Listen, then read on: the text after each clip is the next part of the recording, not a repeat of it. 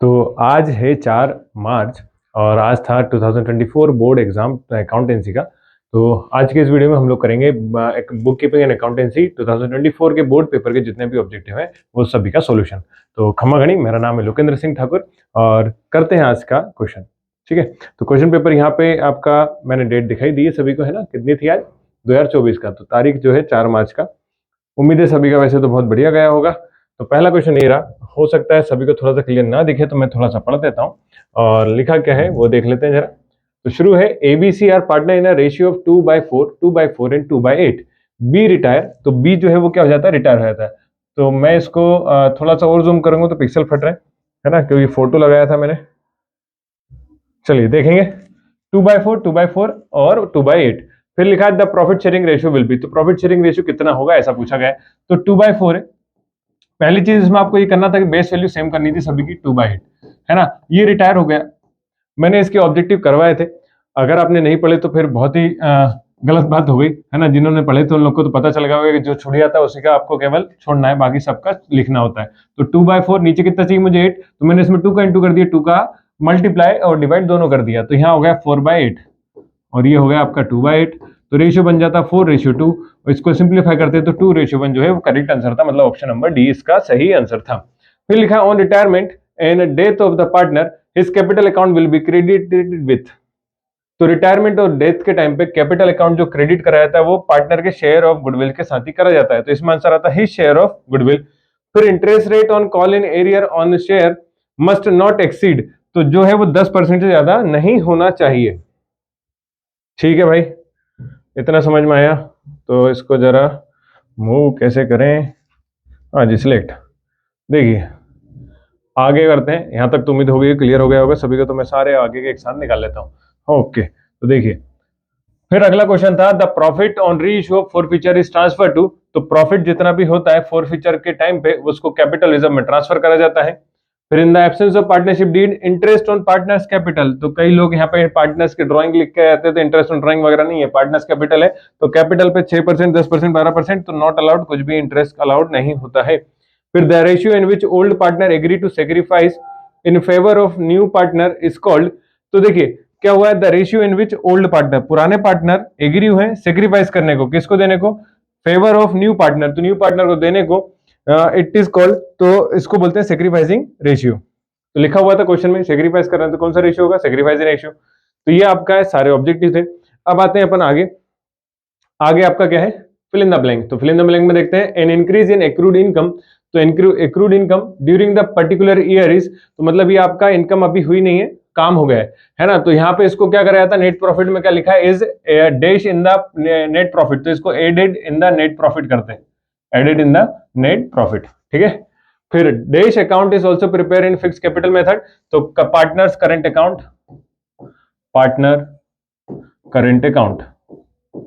देखो यहाँ पे भी बहुत सारे बच्चे बोलेंगे मैंने तो ये लिखा है, आप गलत बोल रहे हैं, है ना। तो ऑब्जेक्टिव के एक ऑब्जेक्टिव के कई आंसर हो सकते हैं, पॉसिबल चांसेस रहते हैं, इसलिए कुछ भी गलत नहीं है, जितना मैं बता रहा हूँ वो सब सही है। Change in profit loss ratio of partners result in the dash of partnership firm. तो प्रॉफिट शेयरिंग रेशियो होता है तो उसे बोलते हैं रिकंस्टिट्यूशन ऑफ पार्टनरशिप फर्म। तो हम 10-15 दिन से जितनी भी लाइव क्लासेस चला रहे थे ऑब्जेक्टिव की, तो अगर आपने वो ज्वाइन करी होती तो सारे ऑब्जेक्टिव आपसे ऑलमोस्ट बन ही जाते। ठीक है, इन the absence of any information the existing partner will acquire retiring और डिसीज पार्टनर शेयर इन। तो ये एब्सेंस ऑफ एनी इंफॉर्मेशन, तो कोई भी इंफॉर्मेशन नहीं दी है तो जो पुराने पार्टनर है वो ओल्ड रेशियो में बांटते हैं, तो old profit sharing ratio, old profit sharing. ऐसा इंडियन पार्टनरशिप एक्ट 1932 में लिखा हुआ है। ठीक है, the share of dash company are transferable, तो ट्रांसफर करे ऐसे तो पब्लिक कंपनी के शेयर को जो इजीली ट्रांसफर कर सकते हैं, ये उसके उसमें भी आता है, डिफरेंस के बीच में भी था। फिर cash include cash and cash equivalent, cash equivalent. तो जरा सा मैं देख लेता हूं क्या क्लियर दिख रहा है सभी को लिखा हुआ कि नहीं, फॉन्ट वगैरह में कोई चेंज करे नहीं, सब पढ़ते बन रहा है आराम से, कोई दिक्कत नहीं, अच्छी बात है ना। फिर आते हैं अपन match the column. Match the column में जरूर बच्चों को कुछ को कंफ्यूजन हो रहा था, तो कंफ्यूजन की कोई बात नहीं थी, सिंपल सीधा सा। आपका सबसे पहले ऑथराइज कैपिटल नहीं मिल रहा, कोई दिक्कत नहीं। डिबेंचर, तो डिबेंचर क्या होता है, तो यहाँ पे लिखा हुआ है लॉन्ग टर्म लोन, तो ये आपका सेकंड वाला था, लॉन्ग टर्म लोन हो जाता। फिर फिक्स्ड इंटरेस्ट रेट, तो फिक्स इंटरेस्ट रेट जो है आपका कहाँ मिलता है, रिटर्न ऑन डिबेंचर, तो डिबेंचर पे जो इंटरेस्ट मिलता है वो फिक्स इंटरेस्ट रेट रहता है, तो ये थर्ड वाला हो गया। देन उसके बाद लिक्विडिटी रेशियो, तो लिक्विडिटी रेशियो जो है शॉर्ट टर्म सॉल्वेंसी देखने के लिए काम आता है, तो ये आपका फोर्थ था। Then cash from operating activity, तो गुड्स को बेचकर जो कैश आता है उसे बोलते हैं कैश फ्रॉम ऑपरेटिंग एक्टिविटी, इसमें लिखा जाता था, तो ये फिफ्थ था। फिर आपका आता है एवरेज प्रॉफिट, तो एवरेज प्रॉफिट जो है वो कैपिटल एम्प्लॉयड के जरिए इसमें यूज करा जाता है, तो आपका ये कौन सा आता है, सिक्स्थ वाला। और इंटरेस्ट ऑन ड्राइंग, तो इंटरेस्ट ऑन ड्राइंग जो है वो एक मेथड होती है, इस मेथड का नाम है प्रोडक्ट मेथड, तो इस मेथड से यूज करा जाता है। अब पहला वाला ऑथराइज कैपिटल, तो ऑथराइज कैपिटल के बारे में आपके मेमोरेंडम ऑफ एसोसिएशन जो कंपनी बनाती है, मोए नहीं एमओए कहते हैं मोए क्या कहते हैं, एमओए, ठीक है, तो इसमें लिखा रहता है। तो यहाँ तक सभी के बहुत ही बढ़िया, अच्छे अच्छे इजी सा पेपर था, ऐसे इतना कठिन कुछ भी नहीं था। फिर which ratio are preliminary measures of return, तो रिटर्न देखने के लिए प्रिलिमिनरी मेजर देखना मतलब प्रॉफिट शेयरिंग देखना है, तो प्रॉफिटेबिलिटी रेशियो निकाला जाता है। कौन सा रेशियो, प्रॉफिटेबिलिटी।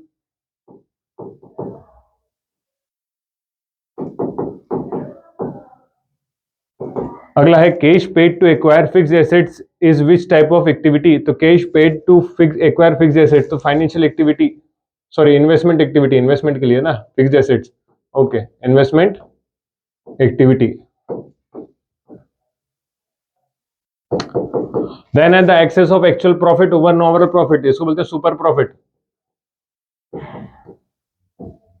फिर the part of share capital which is called at the time of winding up of company, तो कंपनी बंद करते टाइम जो बुलाते हैं रिजर्व कैपिटल, क्या लिखना है, कई बच्चे उल्टा लिख के आ गए, कैपिटल रिजर्व लिख दिया, ठीक है। Which type of share are given priority in the payment of dividend, तो डिविडेंड शेयर और प्रेफरेंस में से पहले प्रेफरेंस शेयर वाले को दिया जाता है, प्रेफरेंस शेयर। फिर capital reserve is created out of which type of profit, तो कौन से प्रॉफिट में से इसको कैपिटल रिजर्व्स को लिखा जाता है, तो कैपिटल रिजर्व जो है आपका देखो कहां पे आता है, तो फोर फीचर का जब अमाउंट ट्रांसफर करे जाते हैं, कौन सा, फिर से, तो फोर फीचर जब रीइश्यू करते हैं ना, रीइश्यू ऑफ शेयर, तो रीइश्यू ऑफ शेयर के टाइम पे। दूसरा, अब कैपिटल रिजर्व जनरल एंट्री के बनाते हैं, forfeiture account to capital reserve account, तो created out of which type of profit, तो फोर फीचर जब करा गया था, तो रीइश्यू ऑफ शेयर में forfeiture, for issue of share में क्या हुआ था, फोर फीचर, तो फोर फीचर के टाइम पे आपका कैपिटल रिजर्व क्रिएट करा जाता है, तो यहाँ पे जनरल एंट्री भी इसकी ऐसी बन जाती थी, चाहो तो जनरल एंट्री भी लिख सकते थे, forfeiture account to capital reserve account, है ना।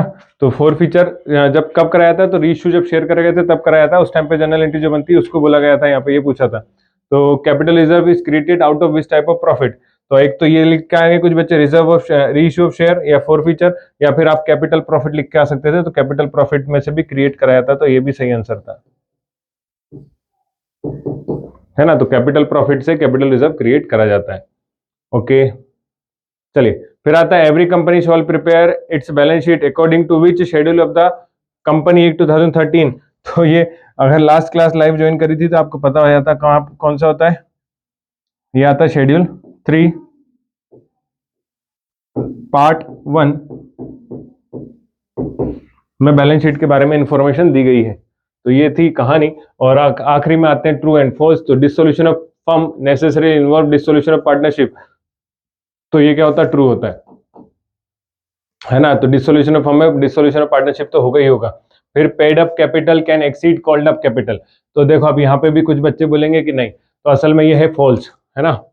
फिर बोलते हैं कि सर कॉल इन एरियर के अलावा कॉल इन एडवांस भी तो हो सकता है, तो भैया वो सारे शेयरों पे नहीं होता है ना। कुछ एक व्यक्ति होता है, एक या इक्का दुक्का व्यक्ति रहेगा, शेयर होल्डर रहेगा, जो कि जनरली पेमेंट एडवांस में करता है, मतलब कि कॉल इन एडवांस करता है जनरली। नहीं तो क्या होता है कि paid up capital called up capital से कभी भी ज्यादा नहीं होता है, केवल एक कॉल इन एडवांस के केसेस में होता है, लेकिन वो कुछ ही शेयर्स पे पॉसिबल है, सभी शेयर पे नहीं होता है ना। इसलिए इसका आंसर क्या आया था, फॉल्स आया था, ओके।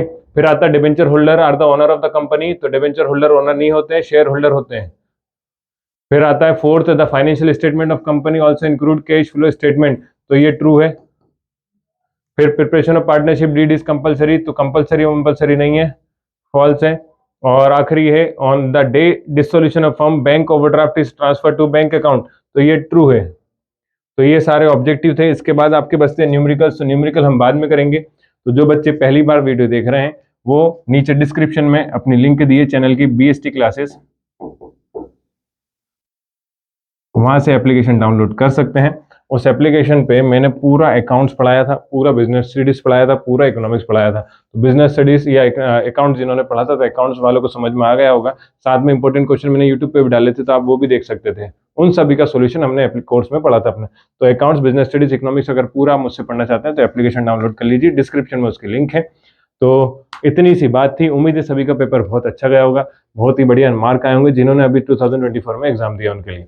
तो वीडियो देखने के लिए थैंक यू। लाइक जरूर करें, दोस्तों के साथ शेयर करें। मिलते हैं नेक्स्ट वीडियो में।